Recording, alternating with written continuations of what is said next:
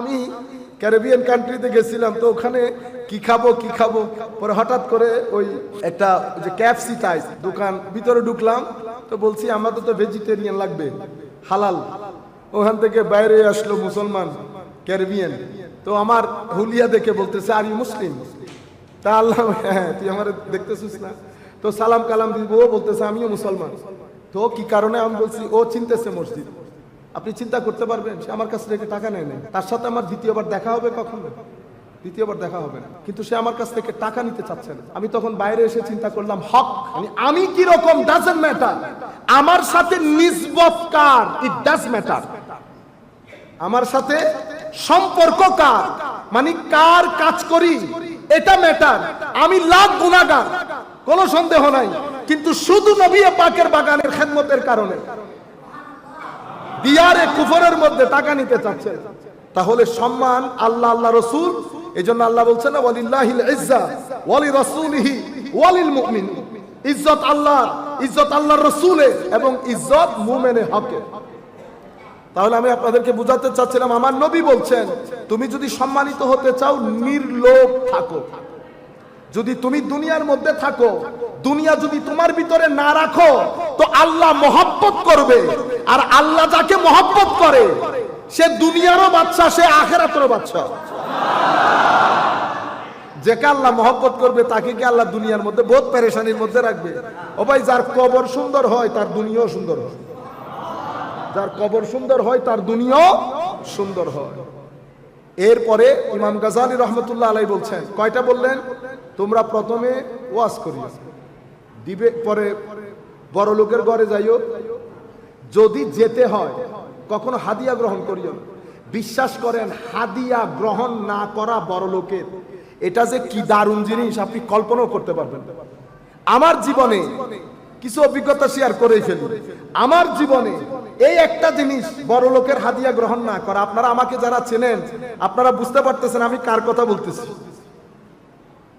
অনেক বড় সবাই যায়, কিন্তু এই হাদিয়া গ্রহণ না করার কারণে আল্লাহ পাক আমার নবী যে কথা বলেছেন, ইমাম গাজালি যে কথা বলছেন, সেটা আমি হারে হারে পেয়েছি।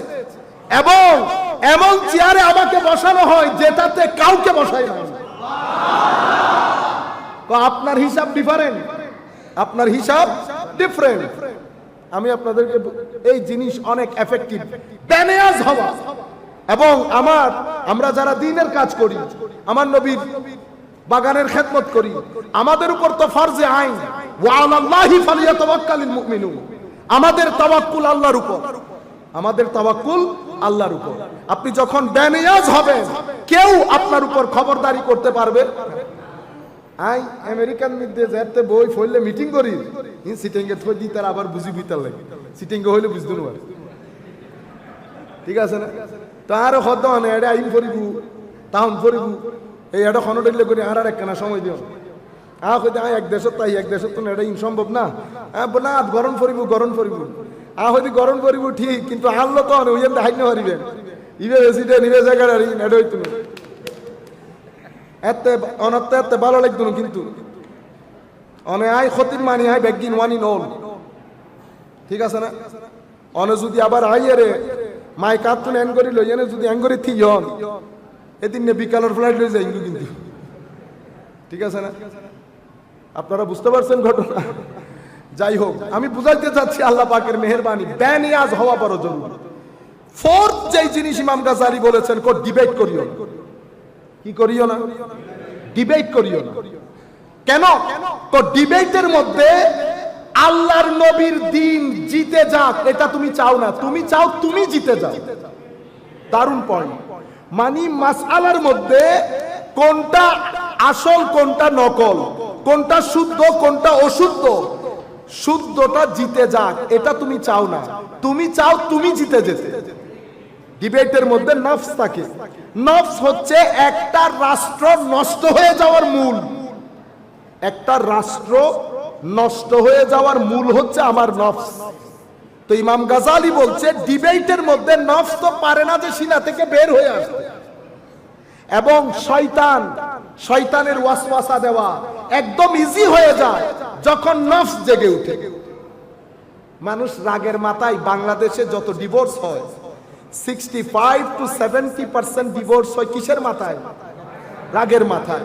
রাগের মাথায় শয়তান কি করে? শয়তান আপনাকে আরো প্রভোগ করে, এমন কিছু আপনি বলে ফেলেন তখন আপনার আকল আপনাকে আর কন্ট্রোল করতে পারে না, তখন আপনার বিবেক আপনাকে মনিটর করতে পারে না, তখন আপনি ফুল নফসের কন্ট্রোলে এসে এমন একটা কথা বলে ফেলেন যেটা আপনার বিবাহিত জীবনকে নষ্ট করে দেয়, আনকন্ট্রোলড হয়ে যায়। বুঝতে পেরেছেন? কিসের কারণে? নফসের কারণে।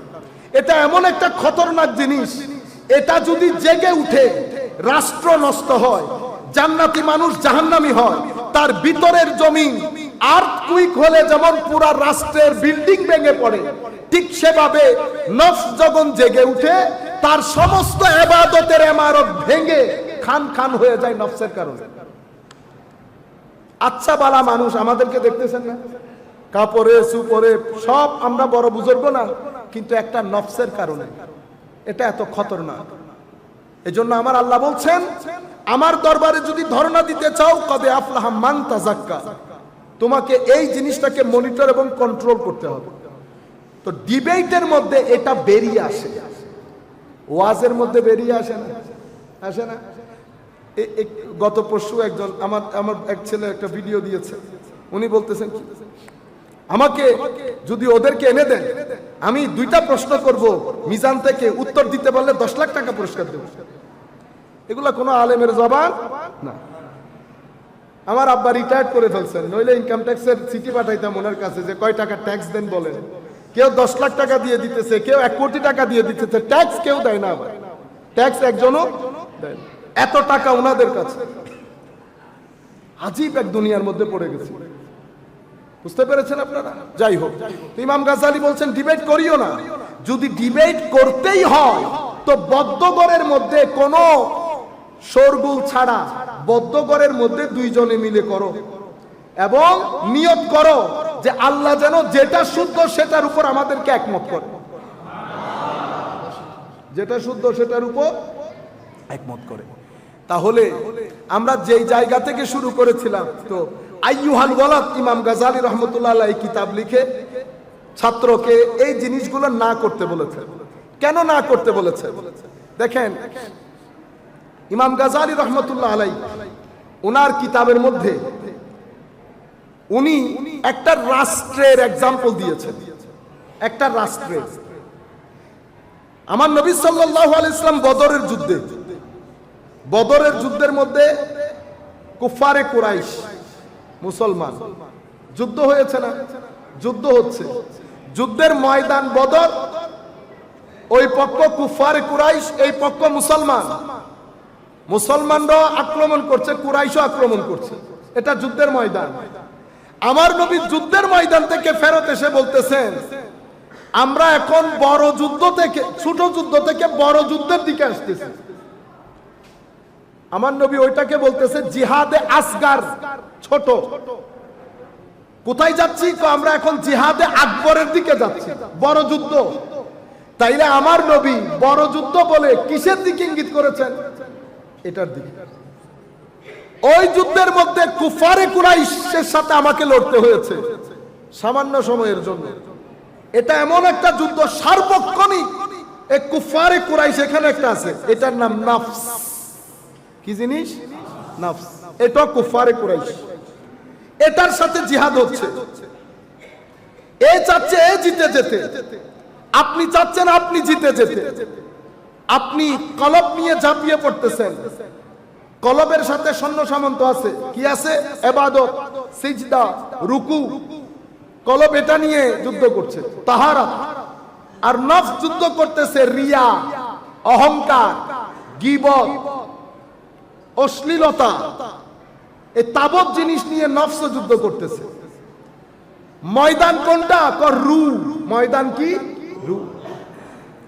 এখানে যদি নফস জিতে যায়, ওখানে জঙ্গে বদরের মধ্যে সাহাবায়ে কেরাম জিতে গেছেন আমার আল্লাহর মদদের কারণে, আল্লাহর সহযোগিতা।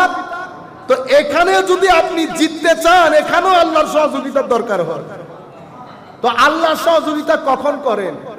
যখন বান্দা নিয়ত পরিশুদ্ধ করে।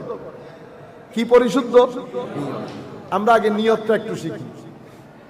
উম্মতে মুসলিমা অনেক ধর্ম আছে না, খ্রিস্টান, হিন্দু, বুদ্ধ, আমাদের মুসলমান, ইসলাম। আমাদের ধর্মের মধ্যে সেন্ট্রাল পজিশনে হচ্ছে ঈমান, নিয়ত। আমরা বলি না নিয়ত, নিয়ত পরিশুদ্ধ করুন গরুকে হই দিন নিয়তিয়ে শুদ্ধ করিয়া যেন অনর্গান বহু শুদ্ধ। তো বলতে চাচ্ছি নিয়ত হচ্ছে আসল। আমাদেরকে আমার নবী তালিম দিয়েছেন নিয়তুল মুমিন খায়রুন মিন আমালিহি, মুমিনের আমলের চেয়ে নিয়ত উত্তম। আমি এখন একটা সিম্পল প্রশ্ন করলে আপনারা দেখবেন, বুঝতে পারবেন। আপনারা আমরা সবাই এখানে এসেছি, আমাদের কিন্তু কোনো নিয়ত নাই, আছে? বস এসে গেছে, আমরা কোনো নিয়ত করে আসি নাই। কিছু নিয়ত না করার কারণে আমাদের অসংখ্য কাজ, এগুলা কাজ থেকে যায়, আমল হয় না। কাজকে বলে ফেলুন, ফেল। ফেল মানে কর্ম, আমল মানিও কর্ম। কিন্তু ফেলের উপর রিওয়ার্ড নাই, আমলের উপর রিওয়ার্ড আছে। আমলের উপর রিওয়ার্ড আছে। ফেল মানে শুধুমাত্র একটা কাজ, এই কাজের সাথে যখন আল্লাহর সন্তুষ্টির নিয়ত অ্যাড হয়, ঈমান সহ আল্লাহর সন্তুষ্টির নিয়ত যখন অ্যাড হয়, এই ফেল আর ফেল তখন এটা আমলে পরিণত হয়।